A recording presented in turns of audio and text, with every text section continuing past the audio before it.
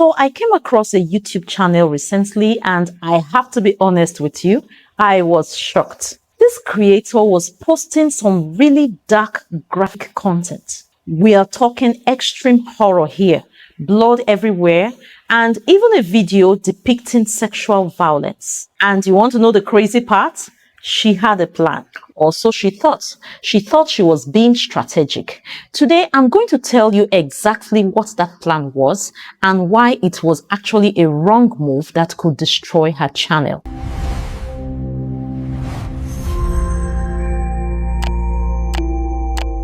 Welcome back. If you're new here, this is the channel where we talk about things that actually matter to your channel. Make sure you subscribe because we are dropping videos like this regularly. All right, let's get straight into it.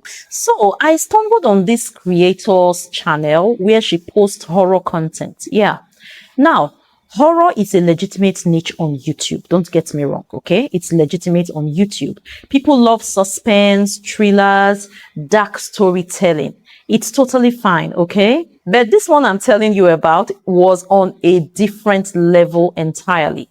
What I saw on this channel was bloody, extreme violence, and content that clearly violates YouTube's community guidelines. So I did something I don't always do.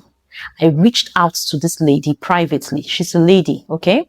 I wasn't trying to come for her. No, I genuinely wanted to help. And her response, wow, her response was something else. She actually told me, and I'm paraphrasing here. She told me this: I'm posting content now because people are watching it and it's building my watch hours. Then when I'm close to hitting monetization requirements, I'll just delete all the bad videos, switch to clean content, and apply for monetization. She was really proud of this plan. She genuinely thought she had cracked the YouTube code. And I had to sit there and be like, sis, no, absolutely not. Now, here's the first thing she didn't know, and this is huge, so pay attention. When you delete a video on YouTube, you don't just lose the video. You lose every single watch hour that video generated. It will be gone, wiped away, like it never happened. So imagine spending months grinding and accumulating thousands of watch hours on videos you plan to delete, and then one day you just log in, delete all of them, and your watch hour count crashes back down. You would literally be starting from zero. All that work will be wasted. Yes, YouTube doesn't carry those watch hours over to your remaining videos. It doesn't work like that. Though you still have the subscribers you gained during that period, but watch hours, no. Now, here's the second problem. Even if she somehow still has enough watch hours after deleting, there's the issue of how she planned to delete them. She was planning to delete them all at once. And that's a terrible idea because even with problematic content, she has already built an audience, real people who are coming back to her channel. So if she wipes everything overnight, those viewers log on and find nothing. No content, no familiarity, nothing that made them subscribe in the first place. And she'll end up losing the subscribers with time. So the smarter move, if you need to clean up your channel for whatever reason, is to do it gradually.